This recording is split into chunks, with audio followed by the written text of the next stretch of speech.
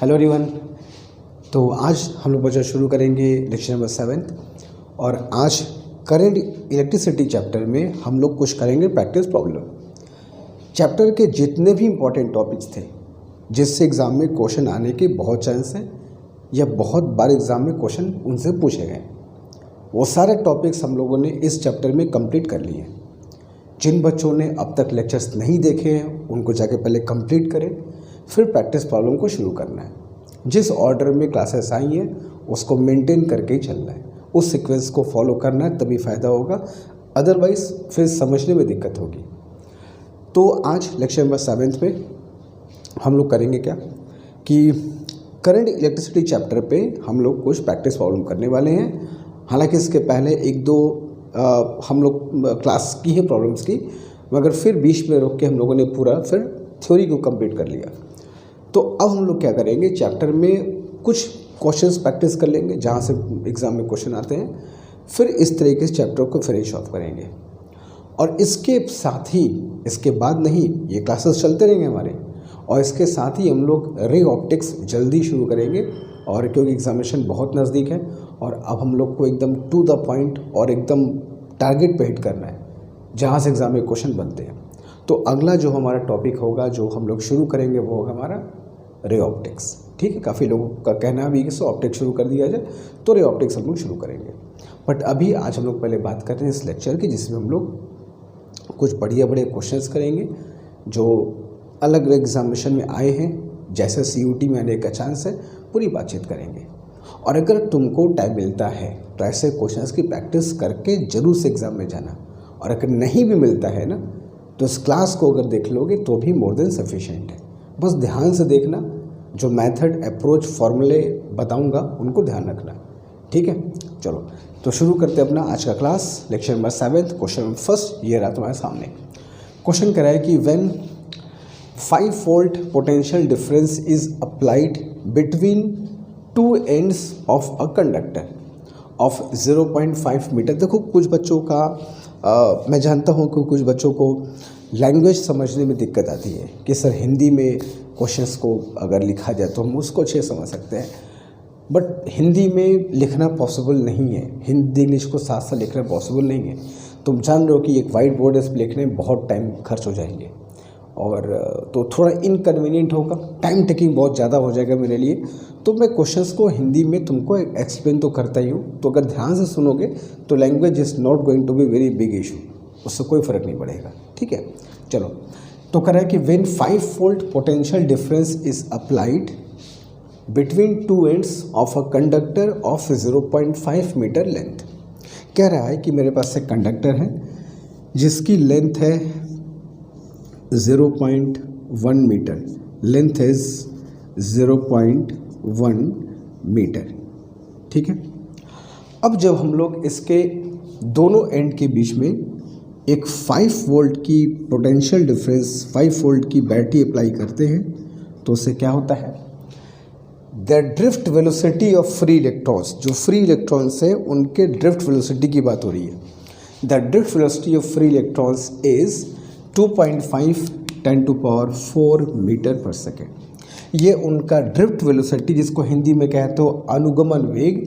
तो drift velocity कितना दे रखा है, that is 2.5 × 10⁴ metre per second. ये तो हो गया drift velocity. If free electron density is this much, electron का जो घनत्व है, डेंसिटी है, वो भी दिया है तुमको पर यूनिट वॉल्यूम 8 × 10⁻28, वो भी पर यूनिट वॉल्यूम। एकांक आयतन में इलेक्ट्रॉन की संख्या हमको चाहिए होती, वो भी हमको दे दिया है। Then the resistivity of the material is, resistivity तुमसे क्वेश्चन में पूछा गया है, व्हाट इज द रेजिस्टिविटी। अच्छे से देख लो क्या डाटा हमको दिया हुआ है और क्या हमसे पूछा गया है। अब कैसे निकाला जाए, ड्रिफ्ट स्पीड दिया है, इलेक्ट्रॉन्स के डेंसिटी दिया है, कंडक्टर का लेंथ दिया है, पोटेंशियल डिफरेंस दिया है, और पूछा है मुझसे रेजिस्टिविटी कैसे फाइंड करोगे। थोड़ा कैलकुलेटिव है, मगर पूरा का पूरा केवल फार्मूला बेस्ड क्वेश्चन है। बस ध्यान से जो फॉर्मूले हमको याद हैं उनको अप्लाई करना है और सिंपल सा प्लेन कैलकुलेशन करना है। तो फॉर्मूला यूज़ कौन सा करेंगे सर, तो फॉर्मूला जो इसमें यूज़ करना है, I is equal to NEA VD। पढ़ा है फॉर्मूला, बहुत अच्छा फॉर्मूला ये। I इज इक्वल टू मैंने कह दिया V/R is equal to NEA VD। यहाँ तक क्लियर है। और R इज इक्वल टू हम सब जानते हैं बच्चों रो L/A भी होता है ना। तो यहाँ पे R की वैल्यू पुट कर दो तो क्या मिल जाएगा, V/R की वैल्यू रो L/A चला गया ऊपर is equal to NEA VD। यह पूरे क्वेश्चन में कंडक्टर का क्रॉस सेक्शन एरिया अनुप्रस्थ परिच्छेद हमको नहीं दिया है, क्योंकि हमको क्रॉस सेक्शन एरिया की ज़रूरत पड़ेगी नहीं, कैंसिल्ड हो गया। ठीक है, तो मुझको रो फाइंड करना है। तो यहाँ से रो अगर मैं निकालना चाहूँ तो V/रो की वैल्यू क्या होगी, L एज इट इज़ और NE VD इज़ देयर। ठीक है, तो बच्चों पोटेंशियल डिफरेंस कितना दिया है बैटरी का, 5 वोल्ट। लेंथ ऑफ कंडक्टर कितना दिया है, 0.1 मीटर, कोई दिक्कत नहीं है। फ्री इलेक्ट्रॉन डेंसिटी दिया है बच्चों, कहाँ है, 8 इंटू, यहाँ पर चेक कर देना कि कहीं कहीं सेंटीमीटर क्यूब तो नहीं है, कहीं कहीं होता है, अगर होगा तो उसको मीटर क्यूब में चेंज कर लेना। तो फिलहाल हमें मीटर क्यूब में दिया है, तो सब छोटी छोटी बातों को ध्यान रखना, कैलकुलेशन मिस्टेक नहीं होना चाहिए। तो 8 इंटू 10⁻28 ये हो गया फ्री इलेक्ट्रॉन डेंसिटी। इलेक्ट्रॉन का चार्ज ऑफ कोर्स हम सबको पता है 1.6 10⁻19 और ड्रिफ्ट वेलोसिटी अनुगमन वेग हमको शुरुआत में दे दिया था 2.5 इंटू 10⁻, यहाँ भी चेक कर लेना, कभी कभी ये सेंटीमीटर पर सेकंड में देगा तो उसको मीटर पर सेकंड में चेंज कर लेना, अगर दिया तो कोई दिक्कत नहीं है। मैं बता रहा हूँ कि तुमको रिमाइंड करना ज़रूरी है, छोटी छोटी चीज़ें गलत हो जाती हैं। सब कुछ सही यहाँ भी रहा है, कैलकुलेशन भी कर रहा है, मगर यूनिट्स को कन्वर्ट करना भूल गए। तो अच्छे से देख लेना कि वो सिस्टम जो हम लोग यूज़ कर रहे हैं उसके अप्रोप्रिएट यूनिट्स है कि नहीं। तो 10⁻⁻4, ठीक है, बस सिंपल प्लेन कैलकुलेशन है। यहाँ से रेसिस्टिविटी यानी कि विशिष्ट प्रतिरोध या यूँ कहो कि प्रतिरोधकता हमसे पूछा गया था। तो इसको सॉल्व कर लोगे, सॉल्व करने के बाद तुम चेक करके बताओगे मुझे कौन सा इसका आंसर है।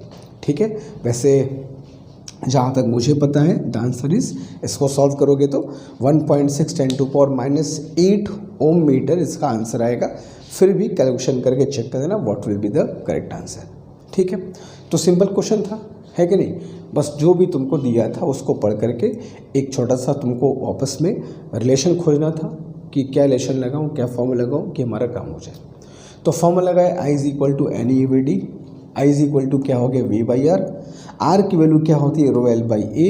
तो यहाँ से R की वैल्यू पुट किया तो रो हमको मिल गया। तो रो की वैल्यू फाइंड करने के लिए सिंपल सा हमने रीअरेंज किया फॉर्मूले को, वैल्यूज पुट किया एंड सिंपल कैलकुलेशन। ठीक है, तो फर्स्ट क्वेश्चन था ये, जल्दी से कॉपी कर लो, आसान क्वेश्चन था। चलेंगे क्वेश्चन नंबर 2 की तरफ, मगर इसको अच्छे से पहले कर लो, डू इट।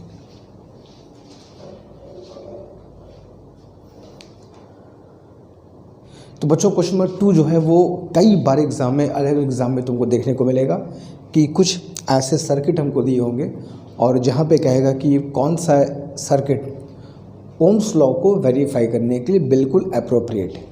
कई एग्जाम्स में ऐसे क्वेश्चन बनते हैं, तो हो सकता है कि CVT एग्ज़ाम में भी ऐसे क्वेश्चन आए। तो देखते हैं करना क्या होता है इसमें। क्वेश्चन साफ है, कोई कैलकुलेशन नहीं है, कोई मेजरमेंट नहीं है, कोई फॉर्मूला नहीं है, बस सिंपल सा क्वेश्चन है। Which of the following configuration can be used to verify the Ohm's law. इस पूरे कॉन्फ़िगरेशन, इन चारों ऑप्शंस में से किस कॉन्फ़िगरेशन को यूज़ करके ओम्स लॉ को वेरीफाई कर सकते हैं, ये हमसे क्वेश्चन पूछा गया।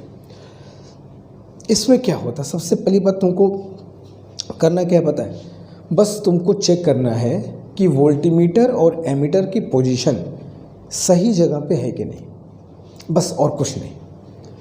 और हमें सर्किट में दिया भी क्या है, कुछ रेजिस्टेंस है, एक बैटरी है और वोल्टीमीटर और एमीटर है, और हमसे कह रहा है कि कौन सा कॉन्फ़िगरेशन इसमें से ओम्स लॉ को सही तरीके से वेरीफाई करते हैं। हमें बस ये ऐसे क्वेश्चंस में चेक करना होता है कि वोल्टीमीटर और एमीटर की पोजीशन सही जगह पर है कि नहीं। अब सही जगह का मतलब क्या होगा, कैसे चेक करेंगे, सुनो। सबसे पहली बात ये चेक करना होगा कि जो एमीटर है जो एमीटर हम लोग लगाए वो आर इक्विवेलेंट में इलेक्ट्रिक करंट को मेज़र कर सकता है कि नहीं।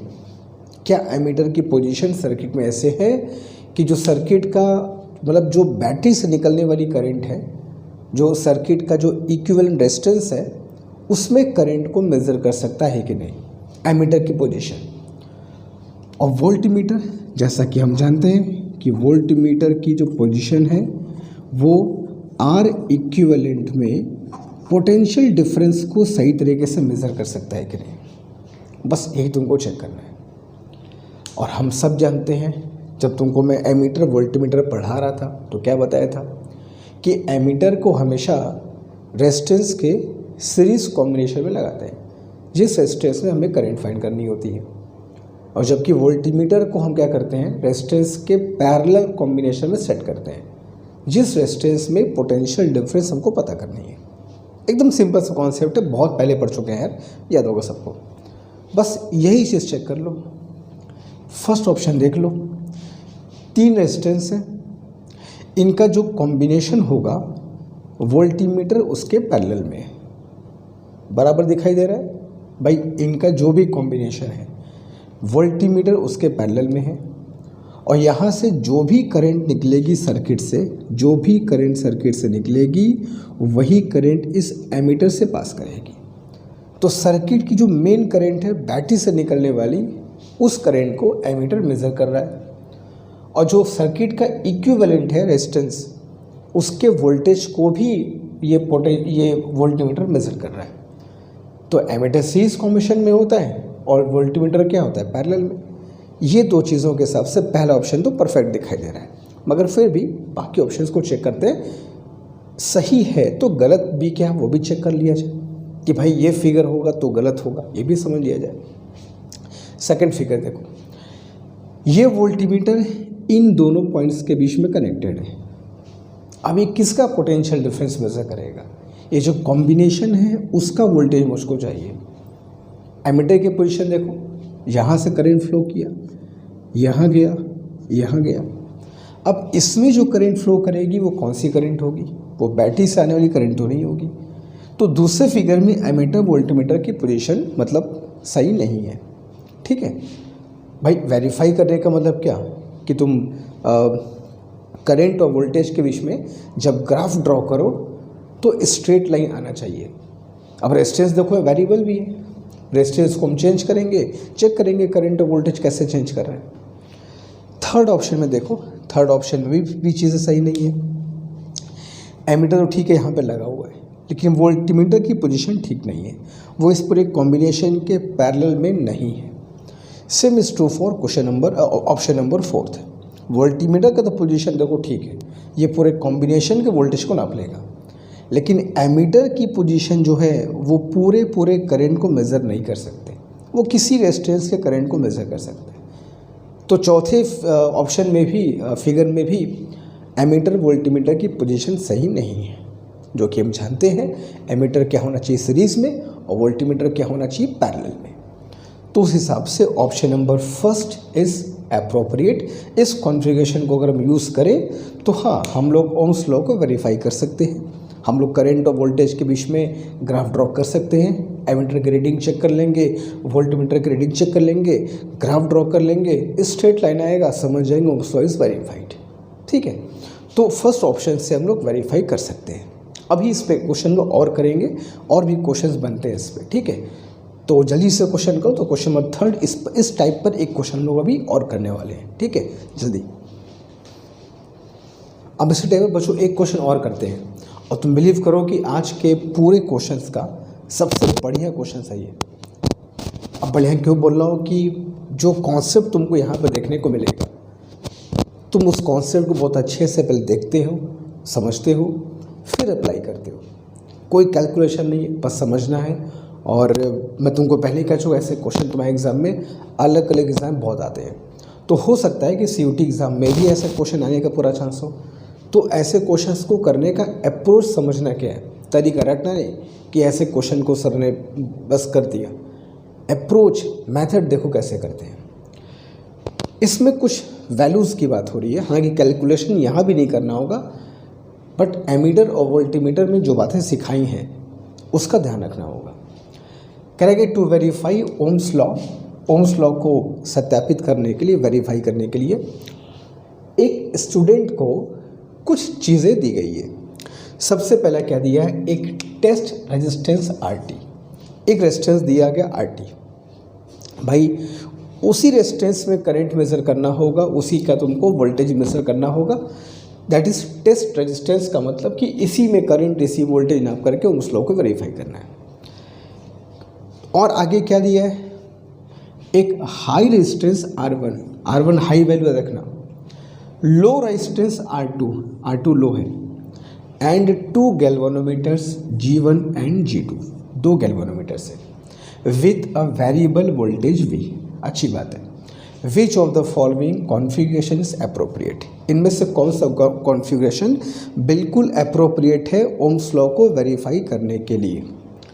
तुमको लग रहा होगा 4 फिगर बनाए, बहुत मेहनत लगती है फिगर को ड्रॉ करने में, इसलिए बहुत ध्यान से देखना, इन क्वेश्चंस को लिखना, इन फिगर्स को ड्रॉ करना। ये लेंदी काम भी है और टाइम टेकिंग भी है।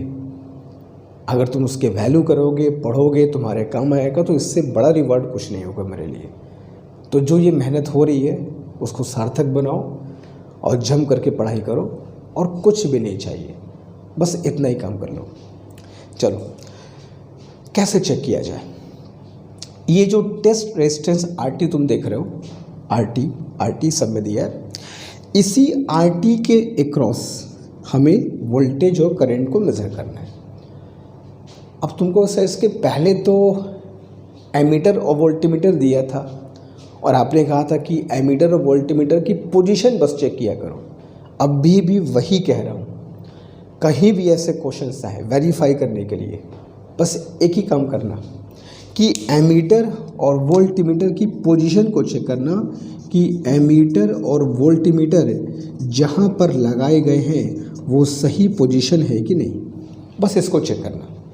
अब तुमको अगर सर के पहले वाले क्वेश्चन में तो एमीटर वोल्टीमीटर दिया था, यहाँ पर कहाँ है एमीटर और वोल्टीमीटर, तो भाई गैल्वेनोमीटर है ना, तो गैल्वेनोमीटर को यूज़ करके हम लोग एमीटर वोल्टीमीटर बनाएंगे और चेक करेंगे पोजीशन कहाँ पर भी है। लेकिन कैसे बनाएंगे, तो हम लोग पढ़ चुके हैं कि एमीटर में शंट रेजिस्टेंस का यूज़ करते हैं। एक छोटा सा रेजिस्टेंस कॉइल के पैरेलल में ऐड करते हैं, सब पढ़ा चुका हूँ। और वोल्टीमीटर में क्या होता है, सीरीज कॉम्बिनेशन में बड़ा सा रेजिस्टेंस। तो हमें वोल्टीमीटर और एमीटर को पहले बनाना होगा। अब तुमको सर ये बड़ा छोटा मिले कैसे, तो भैया हाई और लो इसीलिए तुमको दिया हुआ है ना कि तुम इनकी पोजीशन को चेक करके पता कर लो एमीटर कहाँ बन रहा है, वोल्टीमीटर कहाँ बन रहा है। जैसे फर्स्ट फिगर देखो, G2 है एक गैल्वेनोमीटर, हमें इसको बनाना है एमीटर और G1 को बनाना है क्या, वोल्टीमीटर, ताकि ये वोल्टीमीटर इस RT का वोल्टेज मेज़र कर सके। तो वोल्टीमीटर का रेजिस्टेंस हाई होना चाहिए। हाई के लिए क्या करते हैं, गैल्वेनोमीटर के सीरीज़ में एक बड़ा सा रेजिस्टेंस ऐड कर देते हैं। तो यहाँ तो पैरेलल में ऐड किया है और वो भी R2 छोटा, तो ये तो वोल्टीमीटर तो बना नहीं। यहाँ देख लो एमीटर में क्या करते हैं, एमीटर में क्या करते हो, गैल्वेनोमीटर के पैरेलल में एक छोटा सा रेजिस्टेंस ऐड करते हो। तो यहाँ तो गैल्वेनोमीटर के सीरीज़ में ऐड किया गया है और वो भी बड़ा वैल्यू, तो न ही ये एक प्रॉपर तरीके से वोल्टीमीटर बनेगा और न ही ये प्रॉपर तरीके से कोई एमीटर की तरह काम करेगा। तो फर्स्ट सर्किट सही नहीं है। याद समझ में आया कैसे चेक करना है। एमीटर कैसे बनेगा, जहाँ गैल्वेनोमीटर के पैरेलल में छोटा रेजिस्टेंस हो, और वोल्टीमीटर कहाँ बनेगा, जहाँ गैल्वेनोमीटर के सीरीज में एक बड़ा रेजिस्टेंस हो। इसीलिए ये R1 R2 हाई और लो तुमको दे करके बता रहा है, ताकि तुम चेक कर सको कहाँ एमीटर बन रहा है, कहाँ वोल्टीमीटर। तो यहाँ तो मामला सही नहीं है। सेकंड फिगर में आते हैं, गैल्वेनोमीटर के पैरेलल में एक रेजिस्टेंस जोड़ा मैंने R1, हमें इस गैल्वेनोमीटर को वोल्टीमीटर बनाना है क्योंकि ये इसका वोल्टेज मेज़र कर रहा है, और वोल्टीमीटर बनाने के लिए इसके सीरीज़ में एक रेजिस्टेंस होना चाहिए, पैरेलल में नहीं। और यहाँ पे अगर ये एमीटर है तो इसके पैरेलल में एक छोटा सा शंट होना चाहिए, सीरीज़ में नहीं। तो ये भी गड़बड़ है। यहाँ तो पोजीशन भी गड़बड़ थी, वैल्यू भी गड़बड़ है। यहाँ पोजीशन तो ठीक है मगर सॉरी यहाँ वैल्यू तो सही है मगर पोजीशन गड़बड़ है। R1 हाई है मगर यहाँ होता तो बात बनती, R2 लो है मगर यहाँ होता तो बात बनती, तब जाकर ये एमीटर होता, तब जाकर के ये वोल्टमीटर होता और ये वोल्टमीटर इसका वोल्टेज नापता, ये एमीटर से करंट नापता, वेरिएबल वोल्टेज है, काम हो जाता। तो ये फिलहाल सही नहीं है। पोजीशन तो ठीक है कि वोल्टमीटर है तो इसके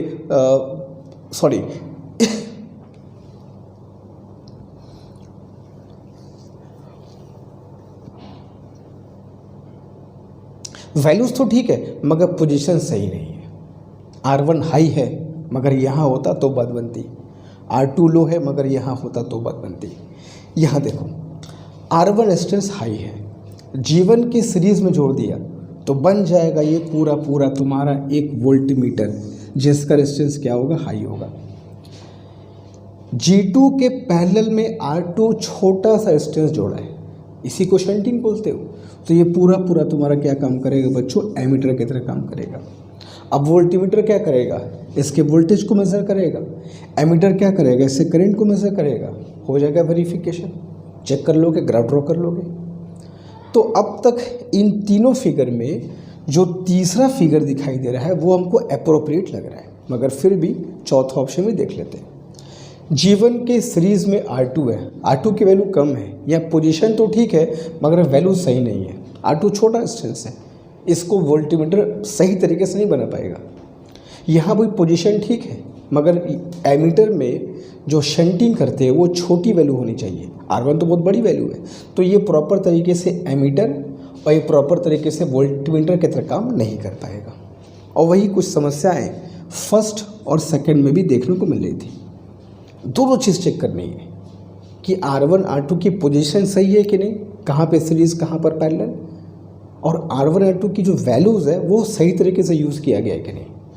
तो ये हमें थर्ड फिगर में देखने को मिल रहा है। ठीक है, तो ये दोनों मिलके क्या हो गया वोल्टमीटर, ये दोनों मिलके क्या हो गया एमीटर, और ये हमारा हो गया रेजिस्टेंस। हमने इसको यूज़ करके वेरिफिकेशन कर सकते हैं। ठीक है, तो अब भी बताओ क्वेश्चन वैसे ही सॉल्व किया कि नहीं, कैसे, एमीटर और वोल्टमीटर की पोजीशन को देख करके, जैसे इसकी ठीक पहले वाला क्वेश्चन नंबर 2 किया था। बस वहाँ पे एमीटर वोल्टमीटर तुमको दिया था, यहाँ तुमको बस उसको बना के चेक करना था। तो बना के चेक करने का तो आता ही है कि एमीटर में शंटिंग होती है और वोल्टमीटर में सीरीज़ में एक हाई वैल्यू जोड़ते हो, तो वो दोनों चीज़ें यहाँ पर पे एकदम फिट बैठती दिखाई दे रही है। तो third option is your correct answer. ठीक है, कोई दिक्कत नहीं है। तो ये हो गया क्वेश्चन नंबर 3, जिसको मुझको बनाने में बहुत वक्त लगा था, मेहनत भी लगा था, मगर ठीक है, क्वेश्चंस बढ़िया, ऐसे कॉन्सेप्ट क्लियर होते हैं। ठीक है, ऐसे क्वेश्चंस करोगे तो दिमाग की बत्ती खुलेगी। एग्जाम में क्वेश्चंस आएंगे तो अप्रोच पता होगा कि सर ने ऐसे अप्रोच बताया था इन क्वेश्चंस को सॉल्व करने के लिए। ठीक है, तो थर्ड क्वेश्चन हो गया, इसे कॉपी कर लो। चलते क्वेश्चन 4 की तरफ तुरंत।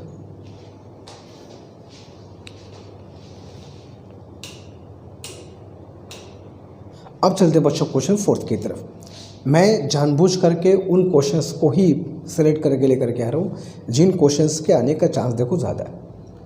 अलग अलग एग्जामिनेशन में जैसे क्वेश्चन पूछे जाते हैं उन्हीं क्वेश्चंस को देख करके मैं एक गेस करके CUT के लिए क्वेश्चंस लेकर के आ रहा हूँ। अब इस टाइप के क्वेश्चंस देखो, एक दो यहाँ पर भी करेंगे। अब ये क्वेश्चंस आएंगे या ऐसे आएंगे तो कैसे करना होगा। क्वेश्चन करा है कि in the given figure the square plate of a conducting material, ये किसी कंडक्टिंग मटेरियल का एक स्क्वायर प्लेट है, जैसा कि फिगर में देख रहे हो। हैज़ साइड लेंथ L, जिसकी साइड लेंथ L है, एंड थिकनेस इज T, इसकी जो मोटाई है, थिकनेस है, वो T है। साफ दिखाई दे रहा है, एक स्क्वायर प्लेट है ये, जिसकी मोटाई, थिकनेस ये T है। ठीक है, through out this is T, और स्क्वायर है तो ये चारों लेंथ जो है वो L, ये भी L और ये, तो लेंथ सबकी L है और थिकनेस, मोटाई इसकी T है। अब कह रहा है कि it's resistivity is rho, resistivity rho है, मतलब विशेष प्रतिरोधता इसकी रो है। Then it's resistance between two shaded sides, ये जो शेडेड साइड देख रहे हो जिसको छायांकित किया गया है, जो शेडेड साइड है, अब 1 2 3 4 चाहे तो बगल बगल वाले हो गए, एक बेस और एक ऊपर का सरफेस। एक्चुअली एक क्यूबॉइड शेप में है तो टोटल 6 फेस होंगे, तो 6 फेस में से एक फेस ये वाला और एक फेस ये वाला, इनके बीच रेजिस्टेंस फाइंड करना है। कुछ ऐसे समझ सकते हो, एक टर्मिनल यहाँ पे है, एक टर्मिनल यहाँ पे है, इन दोनों के बीच में रेजिस्टेंस की वैल्यू क्या होगी। ठीक है, किस पर डिपेंड करेगी, एल पर कैसे डिपेंड करेगी, टी पर कैसे डिपेंड करेगी, किसके इंडिपेंडेंट होगी, हमको पता करना है। आते हैं ऐसे क्वेश्चंस, अब एक दूसरे पे और भी करेंगे, देखना। तो सबसे पहले ऐसे क्वेश्चंस करना क्या कि जिन दो पॉइंट्स के बीच या जिन दो साइड्स के बीच, जिन दो सरफेस के बीच रेजिस्टेंस फाइंड करना है, उनको बहुत ध्यान से देखना। तो एक फेस देखो बच्चों ये है, एक फेस ये है। ठीक है, आर का जो फॉर्मूला हम लोग पढ़ते हैं वो होता है रो एल बाई ए। यहाँ पर जो एल है, अब ध्यान से बस सुनना, जो एल है, जो दोनों फेस देख रहे हो या जो भी दो फेस क्वेश्चन में दिया हो उनके बीच की डिस्टेंस होती है। सिंपल सी बात याद रख लो, जो भी दो फेस देगा हमको कि इस फेस और इस फेस के बीच रेजिस्टेंस फाइंड करो, तो एल क्या होगा, दोनों के बीच का डिस्टेंस।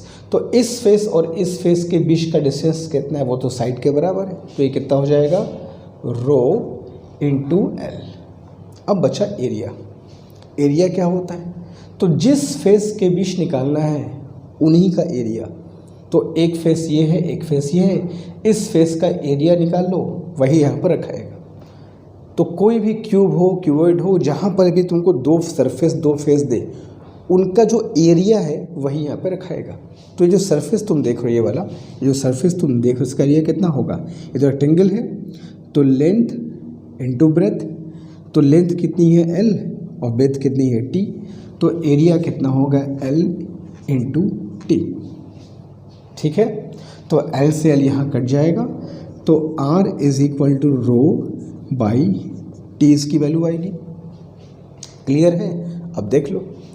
तो आर कह रहा है प्रोपोर्शनल टू एल, तो एल तो है नहीं क्वेश्चन में, प्रोपोर्शनल टू टी, तो टी के प्रोपोर्शनल नहीं है बल्कि आर टी के इन्वर्सली प्रोपोर्शनल है। तो इन्वर्सली होता तो बात होती, प्रोपोर्शनल तो नहीं है।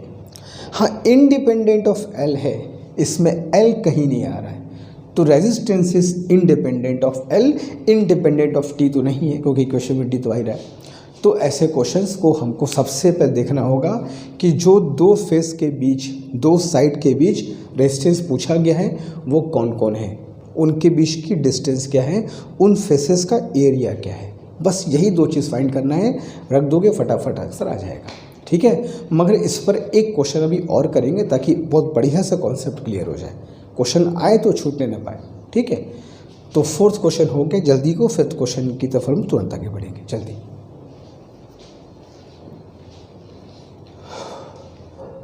क्वेश्चन फोर्थ से मिलता जुलता है एक क्वेश्चन और करेंगे, और नीट एग्जामिनेशन में एक बार ऐसे क्वेश्चंस पूछे गए तो वहीं से इस क्वेश्चन को मैंने लिया है। एग्जैक्टली नहीं है मगर ऐसे क्वेश्चन तुम्हारे एग्जाम में आते हैं। क्वेश्चन क्या कह रहा है कि मेरे पास एक कंडक्टिंग स्लैब है, एक कंडक्टिंग स्लैब देख रहे हो, टुकड़ा है, क्यूबॉइड शेप का है, साइड दी है ये वाली 2a, ये लेंथ 4a और ये लेंथ a, साफ दिखाई दे रहा है। 6 फेस होते हैं, दो दो का पेयर बनाओगे आमने सामने का तो 3 हो जाएंगे। तो ये फेस और ये फेस के बीच में जो रेजिस्टेंस है वो RX बोल दिया, ये फेस और ये फेस के बीच जो होगा उसको RY बोल दिया, और ये फेस और ये फेस के बीच जो होगा उसको RZ बोल दिया। अच्छा, इसका मतलब ये होता है कि मुझको एक बैटरी लगानी होगी तो मैं यहाँ पर लगाऊंगा दोनों के बीच में। अगर मैं एक बैटरी यहाँ लगाऊंगा तो उसके लिए रेजिस्टेंस क्या होगा, RX होगा। अगर बैटरी में दोनों फेस के बीच लगाऊंगा तो वहाँ रेजिस्टेंस क्या होगा, RZ होगा। तो अगर बैटरी अलग अलग फेसेस पे लगाऊं तो बैटरी से अलग अलग कंडीशन में अलग अलग करंट ड्रॉ होगी, क्योंकि अलग अलग फेस के बीच में स्लैब का रेजिस्टेंस अलग अलग होगा। ठीक है, स्लैब एक ही है, लेकिन जो तुम टर्मिनल अगर चेंज कर दोगे तो स्लैब का जो रेजिस्टेंस है वो चेंज कर जाएगा। तो अभी हमें कह रहा है कि ये जो दो एंड देख रहे हो इनके बीच में रेजिस्टेंस RY है, इन दो फेस के बीच RX, और जो ऊपर वाला नीचे वाला उनके बीच में है RZ। तो हमको पता करना है कि R X R Y R Z में सही रिलेशन क्या है, कौन छोटा है कौन बड़ा है, या अगर कोई बराबर है तो कौन दो बराबर है। 4 रिलेशन तुमको दिया रहेगा, ऑप्शन में लिख ले रहा हूँ। 4 रिलेशन तुमको दिया होगा, बस उन रिलेशन को चेक करना है कौन छोटा है कौन बड़ा है। तो अभी तुमको मैंने क्या बताया कि जब हम लोग ऐसे क्वेश्चंस में रेजिस्टेंस निकालते हैं रो एल बाई ए, तो उन फेस को बहुत ध्यान से देखते हैं जिन फेस के बीच में रेजिस्टेंस पूछा गया है, बराबर। एल और ए के लिए दोनों फेस बहुत अच्छे से क्लियर होने चाहिए। जैसे मैं निकालता हूँ, चलो आर एक्स।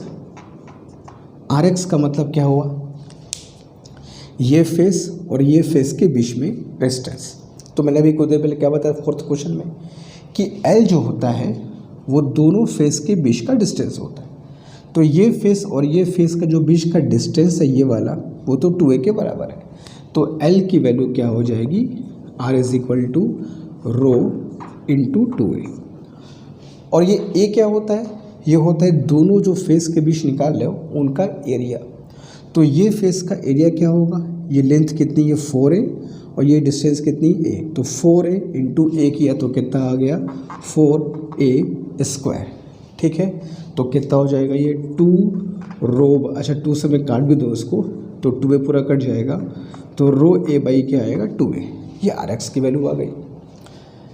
अब मैं आर वाई निकालूँ तो आर वाई के लिए देखो एक फेस ये वाला है एक फेस ये वाला है, तो एल जो है वो दोनों फेस के बीच का डिस्टेंस होता है। तो यहाँ से यहाँ तक के बीच का डिस्टेंस कितना है 4a, तो रो इंटू 4a। ठीक है, और a क्या होता है दोनों फेस का एरिया, तो इसका एरिया क्या होगा, ये लेंथ कितनी है, दिस लेंथ इज 2a और इंटू a, तो ये क्या हो जाएगा 2a स्क्वायर। ठीक है, तो इसको अगर मैं सॉल्व करूँगा तो कितना आएगा, ऊपर बचेगा 2 रो, नीचे क्या बचेगा a। ठीक है, तो R Z is equal to R Z ये वाला फेस और बॉटम वाला फेस, तो इन दोनों फेस के बीच का जो डिस्टेंस हो तो यही है, that is equal to a, तो रो इंटू a। और a क्या होता है, इसका पूरा सरफेस एरिया। तो ये सरफेस एरिया किसके बराबर होगा, length is 4a width is 2a, तो 4a इंटू 2a तो कितना हो जाएगा 8a स्क्वायर। ठीक है, तो a से कटेगा तो क्या आएगा रो बाई 8a आएगा। अब देखो रो बाई सब में आ रहा है, तो यहाँ पे सिर्फ आर एक्स की वैल्यू 1/2, यहाँ कितनी आ गई 2 और यहाँ कितनी आ गई 1/8। ठीक है, तो जो सबसे छोटा है उसको देख लो, जो सबसे बड़ा उसको देख लो। तो सबसे छोटी वैल्यू कौन है आर जेड की, उसके बाद कौन है आर एक्स, उसके बाद क्या है आर वाई। तो हमसे पूछा गया था कि इस आर एक्स आर वाई और आर जेड में रिलेशन बताओ क्या होगा। तो सबसे छोटी वैल्यू तुमको क्या मिली आर जेड। ठीक है, उससे बड़ी वैल्यू क्या होगी आर एक्स, और सबसे बड़ी वैल्यू क्या है आर वाई। यही रिलेशन तुमको ऑप्शन में चेक करना होगा। ठीक है, क्लियर है। तो बस ध्यान रखना यहाँ पर क्या एल और ए, जो फेस के बीच तुमको रेजिस्टेंस निकालना है, एल क्या होगा उनके फेस के बीच के डिस्टेंस और ए क्या होगा उन फेस का एरिया। ठीक है, तो जल्दी इस क्वेश्चन को कर लो। 5th question is done. चलते क्वेश्चन नंबर 6 की तरफ, इसे कर लो पहले। अब आते हैं बच्चों क्वेश्चन नंबर 6 की तरफ। छोटा सा क्वेश्चन है, आसान सा क्वेश्चन है। In the given figure resistance of voltmeter, 3 voltmeter है ए बी और सी, जैसा कि फिगर में देख रहे हो, और इनके रेजिस्टेंस दिए हैं, ए का दिया है बेटा आर और बी का दिया है 1.5 आर और सी का दिया है 3 आर। ठीक है, R 1.5 R and 3 R respectively. If a voltage is applied between X and Y, X और वाई के बीच अगर मैं कोई वोल्टेज अप्लाई कर दूं तो इनकी जो रीडिंग्स है VA, VB और VC, इन तीनों की रीडिंग की वैल्यू क्या होगी। ठीक है, कौन किसके बराबर होगा कौन किससे बराबर नहीं होगा वो तुमको पता करनी है। तो सबसे पहले ये देखो कि फॉरगेट अबाउट ऑप्शन, बस ये बताओ कि B और C आपस में पैरेलल में है कि नहीं। तो बी और सी का तो वोल्टेज ये तो कंफर्म सेम होगा, तो बी और सी का वोल्टेज तो सेम होने वाला है, तो सभी इक्वल नहीं है, ये ऑप्शन गलत है। ठीक है, ऐसा नहीं है, बी और सी का तो पक्का सेम होगा because they are in parallel. अच्छा, ये अगर पैरेलल में है तो इनका आर इक्विवेलेंट कितना होगा? पैरेलल कॉम्बिनेशन में आर क्या होता है? R1 into R2 by R1 plus R2। तो इन दोनों को लेके पहले निकाल लेते हैं, R1 into R2 by R1 plus R2 करेंगे तो कितना आएगा? 4.5R। इसको चेक कर लेना। ठीक है, तो अब अगर यहाँ से मैं इसको निकालूँ तो ये पूरा 3 टाइम्स में कैंसिल होगा और ये R के बराबर आ जाएगा। तो ये जो पूरा रेजिस्टेंस आएगा वो भी R के बराबर होगा और यहाँ तो R है ही है। तो यहाँ पर कोई भी वोल्टेज अगर मैं जोड़ दूंगा बिटवीन X एंड Y और ये भी R है ये भी R है, तो वो तो वोल्टेज दोनों में इक्वल डिवाइड होगा। तो यहाँ भी V होगा, यहाँ भी V होगा। ठीक है, और वो भी इन दोनों में भी सेम होगा बिकॉज दे इन पैरेलल। तो कहने की बात यह है कि A, B और C तीनों की रीडिंग क्या होगी? एग्जैक्टली सेम होगी। तो readings of A, B and C are same. ठीक है, कोई बहुत मुश्किल सवाल नहीं था, आसान सा क्वेश्चन था। मिलेंगे, ऐसा नहीं कि सब क्वेश्चन बहुत लेंदी और लंबा और टाइम टेकिंग होगा, कुछ क्वेश्चन ऐसे भी होंगे जो कुछ सेकंड्स में हो जाएंगे। ये उनमें से एक क्वेश्चन है। समझे कैसे हुआ? फिर देख लो, इन दोनों, ये दो किस कॉम्बिनेशन में थे? पैरेलल में थे। इनको मैंने पैरेलल में कंबाइन किया तो R की वैल्यू क्या आई? R, और ये भी तो R था। तो जो भी वोल्टेज मैं अप्लाई करूँगा यहाँ और यहाँ पे आधा आधा डिवाइड होगा, इक्वल डिवाइड होगा, और जो यहाँ पर होगा वो दोनों में इक्वल तो होगा बिकॉज दे इन पैरेलल। तो A, B और C तीनों का रीडिंग क्या होगा? Same. Option number 4 is correct. ठीक है, तो 6th इज डन। जल्दी करो, क्वेश्चन नंबर 7 की तरफ तुरंत आगे बढ़ेंगे हम लोग, जल्दी।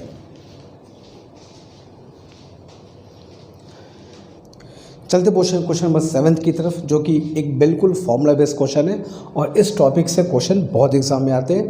तो अच्छे से क्वेश्चन देखना है, फॉर्मूले की प्रैक्टिस करनी है, फॉर्मूला याद करके जाना है, कैलकुलेशन फास्ट करना है। ठीक है, क्वेश्चन क्या देखते हैं? The temperature coefficient of resistance of a conductor. एक कंडक्टर के रेजिस्टेंस पर जो टेम्परेचर का इफेक्ट पड़ता है, वहीं से इस क्वेश्चन को लिया गया है। जो फॉर्मूला पढ़ा हम लोगों ने, RT is equal to R0 1 plus alpha T, यहीं से इस क्वेश्चन को लिया गया है।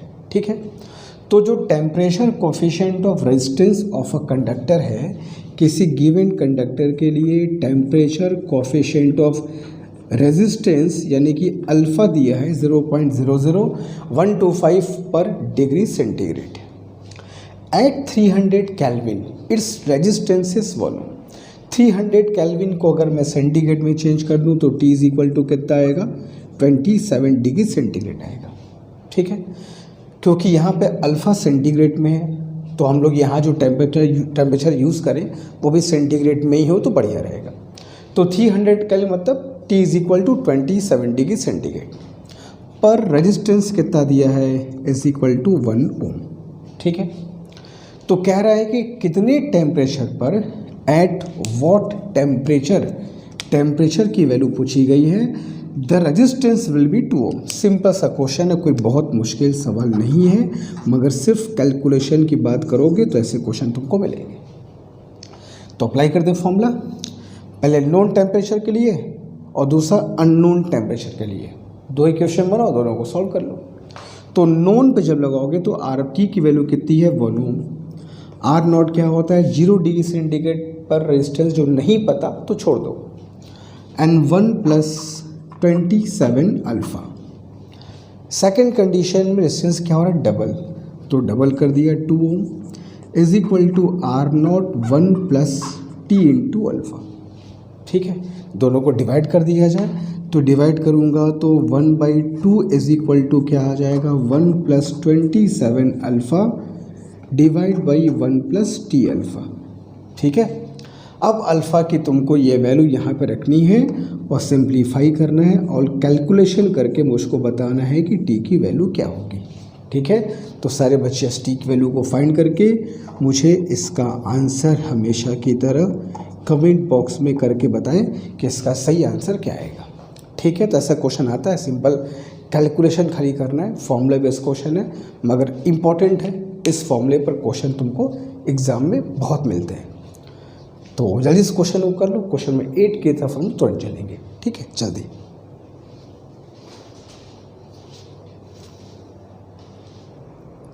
तो चलते बच्चों क्वेश्चन में 8 की तरफ। 8 क्वेश्चन में क्वेश्चन तो हल्का सा डिफरेंट है मगर टॉपिक वही है जो उसके ठीक पहले वाला क्वेश्चन था 7th। हम इस फॉर्मूले में एक बात थोड़ा डिस्कस कर लिए बच्चों कि जो फॉर्मूला पढ़ते हैं हम लोग, R T is equal to R not 1 plus alpha T, ऐसा जनरली हम लोग कहते हैं कि अल्फ़ा एक कांस्टेंट है, but in true sense alpha की जो वैल्यू होती है, टेम्परेचर, कोफिशिएंट और स्ट्रेस, ये टेम्परेचर पर डिपेंड करता है।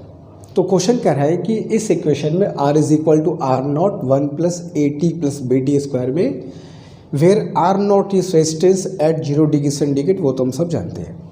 Then temperature coefficient of resistance, alpha की बात कह रहा है, at temperature T.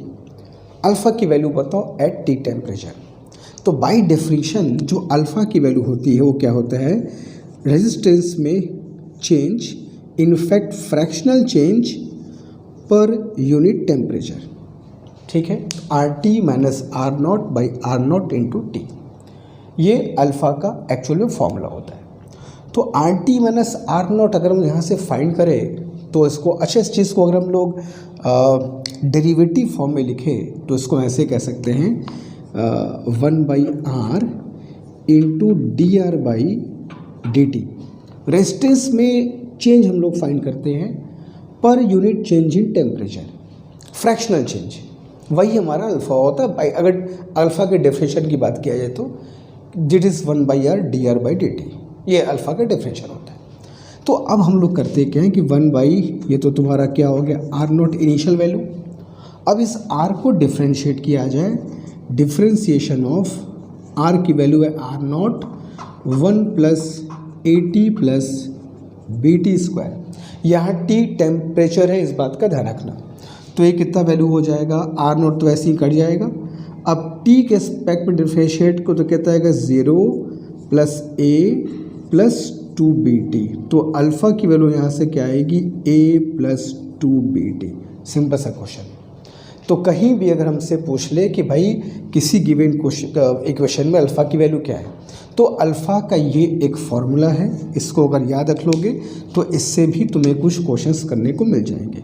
Alpha is equal to R and D R by D T, बड़ा अच्छा फॉर्मूला है, तुम्हें इससे बहुत क्वेश्चन में हेल्प मिलेगी, ठीक है। तो ये होगा क्वेश्चन नंबर 8, ऑप्शन नंबर 2 इसका सही है। जल्दी से कर लो। क्वेश्चन नंबर 9 की तरफ तुरंत चलते हैं, डू इट फास्ट।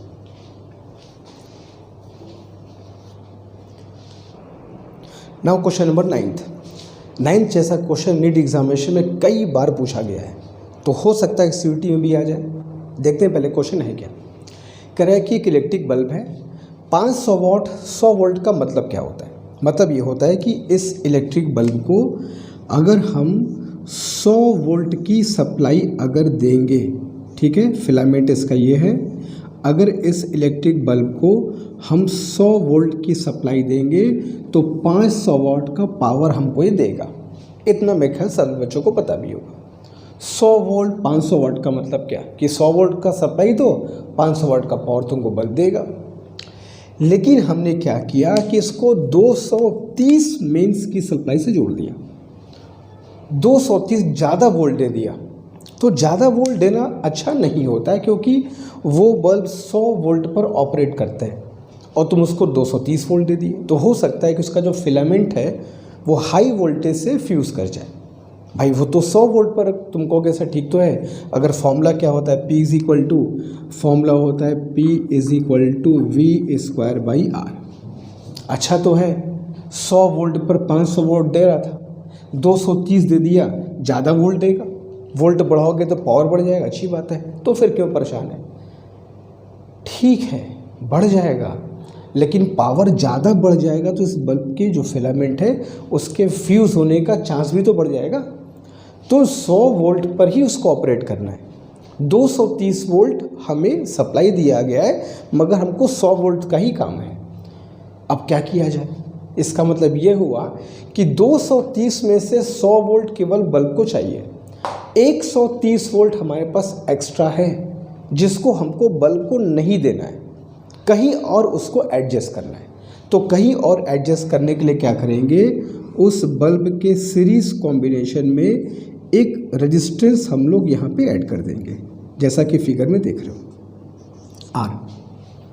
और ये आर क्या करेगा, अब कह रहा है कि आर को जोड़ने के बाद क्या करें कि बल्ब प्रॉपरली वर्क करता है। तो प्रॉपरली वर्क करने का मतलब कि 100 वोल्ट में 500 वाट ये दे रहा है और सप्लाई तुम दी हो 230 वोल्ट की। तो 230 में से बल्ब तो 100 वोल्ट ले लिया, 100 वोल्ट लेगा तभी तो प्रॉपरली वर्क करेगा। लिखा भी है प्रॉपरली एट 500 वाट। तो 500 वाट तभी देगा जब ये 100 वोल्ट का वोल्टेज लेगा। तो तुम्हारे 230 की ज़रूरत इसको नहीं है, ये 100 वोल्ट में ही अपना काम कर लेगा। तो जो एक्स्ट्रा 130 वोल्ट तुम्हारा बचा, वो 130 वोल्ट इस रेजिस्टेंस को हमको एडजस्ट करना होगा। बात समझ में, कॉन्सेप्ट क्या है क्वेश्चन का। तो ये आर की वैल्यू हमसे पूछी गई है। अब ये बताओ दोनों किस कॉम्बिनेशन में सीरीज़ में है। हम पहले क्या करते हैं, बल्ब के हेल्प से इलेक्ट्रिक करंट की वैल्यू फाइंड कर लेते हैं। बल्ब में पावर कितना दिया है 500, बल्ब का वोल्टेज कितना दिया है 100 इंटू आई। तो यहाँ से करंट की वैल्यू क्या आ गई बच्चों 5 एम्पियर। तो 5 एम्पियर का करंट इसमें फ़्लो करेगा और जो इसमें फ़्लो करेगा वही यहाँ फ़्लो करेगा, बिकॉज ये दोनों रेजिस्टेंस और बल्ब आपस में किस कॉम्बिनेशन में है, सीरीज़ कॉम्बिनेशन में है। तो बल्ब का जो 5 एम्पियर निकाले हो उस आर में हम लोग चूज़ कर सकते हैं। तो अब इस आर की वैल्यू अगर फाइंड मैं करूँ तो आर इज इक्वल टू क्या होगा V/I। ठीक है। अब इस रेजिस्टेंस का वोल्टेज कितना दिया है 130 वोल्ट है, आई कितना है 5। तो इसको अगर मैं सॉल्व करूँगा तो इसकी वैल्यू कितनी आएगी 26 ओम इसकी वैल्यू आ जाएगी। तो 26 ओम का अगर रेजिस्टेंस इसके सीरीज कॉम्बिनेशन में लगाओगे तो बल्ब तुम्हारा क्या होगा, प्रॉपरली वर्क करेगा एट 500 वाट, अदरवाइज बल्ब के फ्यूज़ होने का पूरा चांस होगा। ठीक है। तो कई बार ऐसे एग्जामिनेशन में क्वेश्चन पूछे गए हैं और बहुत मुश्किल नहीं है, एक बार कॉन्सेप्ट अगर क्लियर तो क्वेश्चन कर सकते हैं। ठीक है। तो 9th क्वेश्चन हो गया, जल्दी करो, एक क्वेश्चन और करें, क्वेश्चन नंबर 10 जल्दी।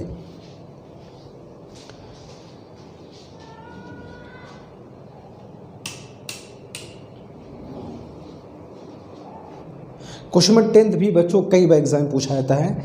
एक सर्किट तुमको दिया हुआ है जिसमें 3 रेजिस्टेंस हैं, 1 ओम 2 ओम और 3 ओम, और कहीं पर कुछ नहीं है, ना कोई करंट की वैल्यू, ना कोई बैटरी का कोई ऐसा कुछ अता पता है। हाँ, बस एक करंट आई यहाँ से फ्लो करता सर्किट में दिखाई दे रहा है और कहीं पे कुछ नहीं है, सिर्फ रेजिस्टेंस के अलावा। तुमसे पूछा गया है इनमें जो पावर जनरेट होगा, इलेक्ट्रिक पावर जो डिसिपेट होगा, उसका रेशो निकालना है 1 ओम 2 ओम 3 ओम में। The power loss in 1 ohm 2 ohm and 3 ohm. सबसे पहले तो यहाँ से आई करंट आ रही है, खैर यहाँ तो आई ही जाए, कोई दिक्कत नहीं है, लेकिन वो आई जब यहाँ जाएगी दो पार्ट में डिवाइड होगी। और जैसे कि हम जानते हैं आई का डिवीज़न रेजिस्टेंस के रिवर्स रेशो में होता है, बहुत बार बताया। तो आर का रेशो अगर 1:2 है तो आई का रेशो क्या होगा 2:1। तो आई को अगर मैं डिवाइड करूँगा बच्चों 2:1 में तो यहाँ कितना आएगा 2i/3 और यहाँ कितना आएगा बच्चों i/3। यहाँ 2i/3, यहाँ पे i/3। आर का रेशो 1:2 तो आई का रेशो 2:1। तो आई को डिवाइड करोगे 2:1 में तो एक हिस्सा कितना आएगा 2i/3, एक हिस्सा कितना आएगा, और इसमें तो करंट आई है ही। तीनों में पावर लॉस का रेशो पूछा है, तो P in 1 Om is to P in 2 Om is to P in 3 ओम। तो फॉर्मूला जो पावर लॉस का मैं लगाऊंगा यहाँ पर क्या होगा I²R, क्योंकि सब में करंट पता है और सबका R ही पता है। तो 1 ओम की क्या वैल्यू होगी 2i/3 का स्क्वायर 4² 9 इंटू 1 is to, इसका करोगे तो I²/9 इंटू 2 is to, इसका करोगे तो I² इंटू 3, I²R। तो I² सब में तो पहले काट दो, तो 4/9 is to 2/9 is to 3। 9 से अगर सब में मल्टीप्लाई कर दूँ तो क्या मिल जाएगा रेशो 4:2:27। तो इंटीजर बनाने के लिए 9 से डिवाइड किया, आंसर कितना आ गया 4:2:27। तो ये हो गया बच्चों क्वेश्चन नंबर 10th। ठीक है, चलो तो इसी क्वेश्चन नंबर 10th के साथ आज की क्लास, आज का सेशन हम लोग यहाँ पे स्टॉप करते हैं। अभी इसके 1-2 क्लास और आएंगे। इलेक्ट्रिक करंट बहुत लंबा चैप्टर है, बहुत टॉपिक्स है, हर अलग अलग टॉपिक पर क्वेश्चंस की प्रैक्टिस करना बहुत ज़रूरी है। तो अभी इस पर कुछ प्रैक्टिस प्रॉब्लम और आते रहेंगे, लेकिन जैसा कि मैंने कहा है कि तुरंत साथ साथ हम लोग ऑप्टिक्स शुरू कर देंगे। हमारे प्रिपरेशन का, हमारे एग्ज़ाम का ये लास्ट वीक चल रहा है, तो इसमें हमको बिल्कुल भी लापरवाही नहीं करनी है और ज़्यादा एफर्ट देकर काम करना है। ठीक है, तो मिलते हैं इस क्लास में कुछ नए कॉन्सेप्ट्स के साथ, कुछ नए टॉपिक्स के साथ। इनमें कोई डाउट्स हो तो ज़रूर कमेंट बॉक्स में बताना। ठीक है, थैंक यू सो मच।